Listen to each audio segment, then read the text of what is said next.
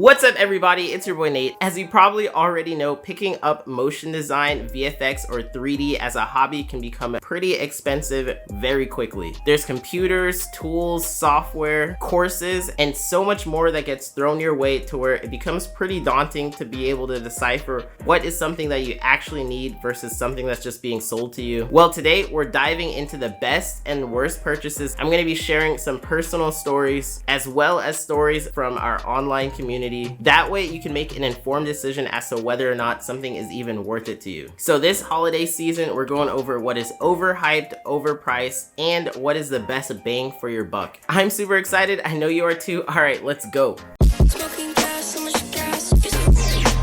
Okay, quick disclaimer. First thing I want to get out the way, this video is not sponsored at all right? There's no sponsorships. This is an unfiltered assessment of the best and worst purchases. They're purchases that I've either made, purchases that my friends in the industry have made, or purchases that I've seen people comment on our community, on our Discord or YouTube channel. And yeah, the reason why we're talking about them today is because I don't want you guys to get burned along the way. I want you guys to have a nice and easy process in your creative journey. We'll be breaking down each purchase into different categories. That way it's easier to understand, and I'm also going to be including timestamps down in that description box so that you guys can have easy access to the most relevant information. Also, if you guys see something that you like, there will be links down in the bottom. It's going to cost no extra money to you, but also help support the channel. And also feel free to look around if you guys find a better price online, because you know, links are always changing, prices are always changing, and I want you guys to really focus more on getting the most out of your money. Anyways, now that those disclaimers are out the way, let's just hop right into this. Hardware. So the first category we're going to talk about is hardware. Now this means computers, peripherals, and more. So the best purchase that you can make is actually investing in a great computer, because this will make your quality of life so much better in the long run. A computer with the proper specs will not only save you time in creating work, whether that's rendering or previewing your animations or 3D models. In the long run, it's going to help you pump out even more work. When you're starting out, you really want to be able to create as much work as possible, because that's one of the ways to really get better. Like there's no shortcutting that process. The more work you produce, the better you get, period. Now, having a great computer can feel a bit vague, so it might be a little easier to understand what the worst purchase you can make. So the worst purchase you can actually make is going for something that is pretty versus something that's going to actually get the job done. This means that most pre-built computers with those RGB lighting, as well as pretty much any Apple computer, are just completely out the window. And I'll share a personal story just to really illustrate how important this is. So a couple years ago, I had a 5K Apple iMac Retina display, 27-inch. It was decked out with specs. It had an i9 processor, 32 gigabytes of RAM, 2 terabytes of built-in SSD storage, and a Radeon Pro Vega 56 graphics card with 8 gigabytes of memory. Yeah, all in all, this computer cost about $5,000, which is super expensive, by the way. It was a monster, and yet I had so many issues with it when even just trying to open up something like Blender's demo file. It literally just would not even load up. It would crash all the time. I was getting maybe like 3 to 4 frames per second when I was previewing. And at first I just thought, wow, you know,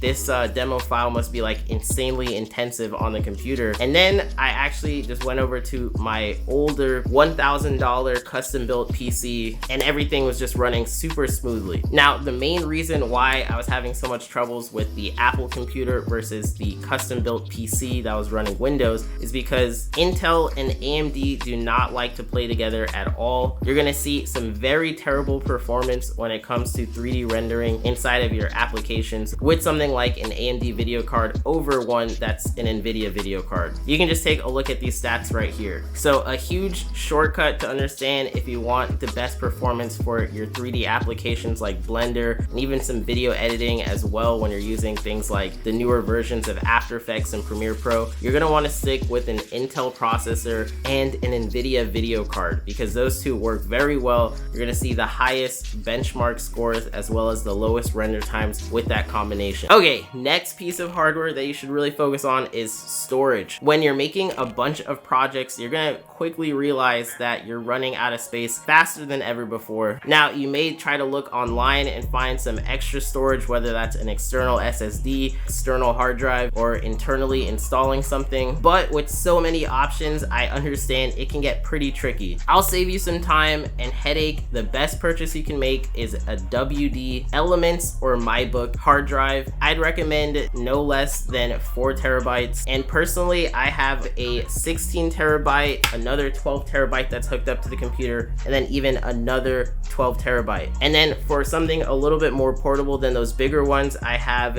a 4 terabyte and a 2 terabyte. And guess what? Some of these are almost 6 or 7 years old. So these things last very great. Now, the worst purchase that you can make is going for something from Seagate. There have been multiple times and stories of just Seagate hard drives crashing, and yet over the years, all of my WD hard drives have never failed, not even once, all right? For a little context, Chriselle had built years of work on her Seagate hard drive. And then when it came down for us to pull all of our portfolio work, bam, we realized, holy crap, the Seagate is crashing, like you can't even boot it up anymore. It was a huge pain and super sad to see years of work really just go down the toilet, not because of user error or anything like that, but because Seagate just makes crappy hard drives. Whatever you can do, avoid having a Seagate hard drive. The reason why I have so much storage space is because I love having backups of work, and we also produce a bunch of videos for the channel as well as client work. So some renders may be anywhere from like 2 to 4 gigabytes, and over the course of having hundreds or even thousands of different projects, it's really important to make sure that I have enough storage space. Next hardware advice comes down to peripherals. Now, oftentimes we get approached by a company that makes an accessory for video editors or 3D modelers and animators, and we'll say, wow, that looks freaking cool. Honestly, seems like it's gonna make my life so much easier having something that is specifically made for my program and specifically made for my workflow. You know, sign me up, right?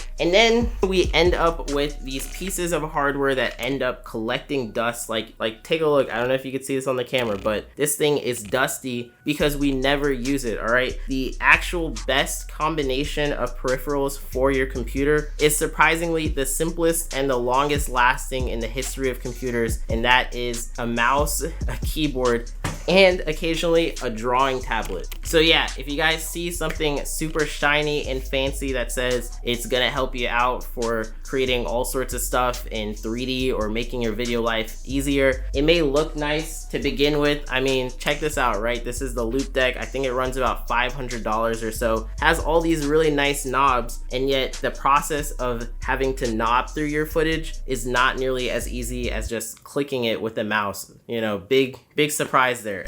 Also, all these additional shortcuts and hotkeys, you still have to program yourself and somewhat remember them, which makes it like, shoot, if I'm already at my keyboard, why don't I just, you know, plug in those hotkeys on my keyboard? Saves me not only a lot of money, but a lot of time from the hand travel back and forth between stuff. Definitely up to you. Now, I did splurge out on my keyboard. I think it was about $100. It's an Apex Pro TKL keyboard. And the reason why I bought this one was because I like the pretty lights in it. Now, I will say though, the more complicated that your peripherals get are the more likely that they're gonna fail. And ever since having this Apex Pro TKL keyboard, I've had more and more crashes for my keyboard than when I just had a regular plug and play one. Some things to keep in mind. It's okay to have some of these guilty pleasures. I like colors and lights, so that's why I got it. But at the same time, I gotta be realistic and understand that it's not actually helping out my workflow at all. Okay, next we're gonna talk about software, and I already know what I'm gonna say is gonna cause a lot of debate in those comments because some of it may not be developer friendly, but here it goes. When it comes to software, don't get a bajillion plugins or add-ons. There are thousands and thousands of different plugins and add-ons for After Effects and Blender, and surprisingly, you only need a handful. Now, how do you know which one you're actually gonna need? Well, a great rule of thumb is if you have a project which requires you to do something super repetitive or tedious, or something that you just literally cannot do on your own, that's about the time that you should start looking for a plugin. But when you see a bunch of different plugins and you're just like, whoa, all these awesome features that you can get added in, it's gonna end up collecting virtual dust if you just buy it off of, you know, the possibilities of what you can do with it versus saying, hey, I actually really need this. So out of all the different plugins that I have, which is hundreds of them, most of the time, the number one plugin I use is actually a free plugin called FX Console for After Effects. And then Blender has a handful of really awesome time-saving plugins that are also free, like Loop Tools. There are a couple of paid ones that I also use, like Mount Mographs Motion. That one I use all the time. And then I really love procedural materials, as well as an HDRI maker and environment maker for Blender, because those are processes that are super repetitive.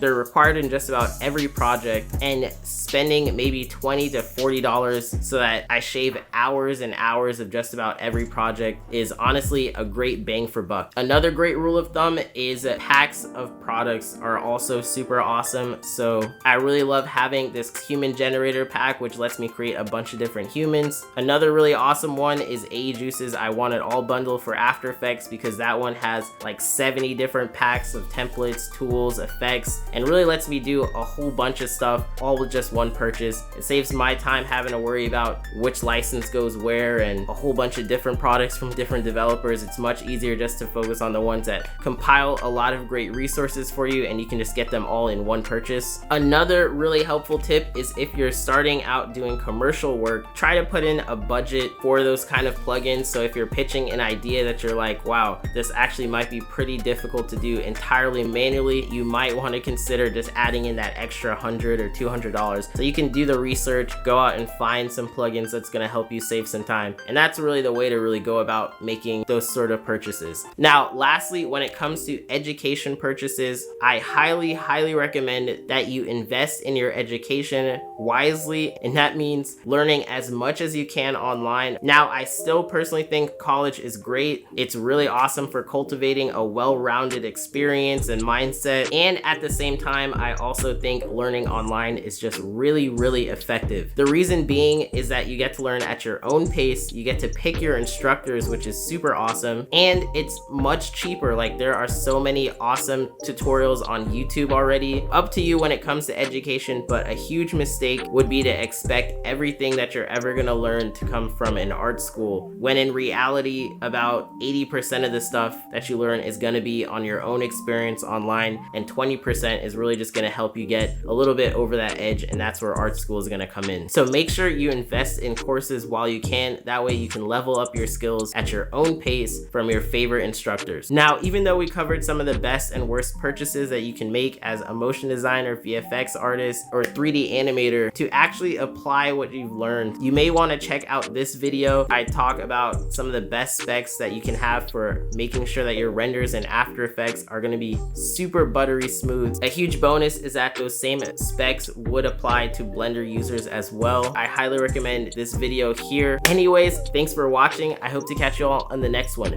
Peace.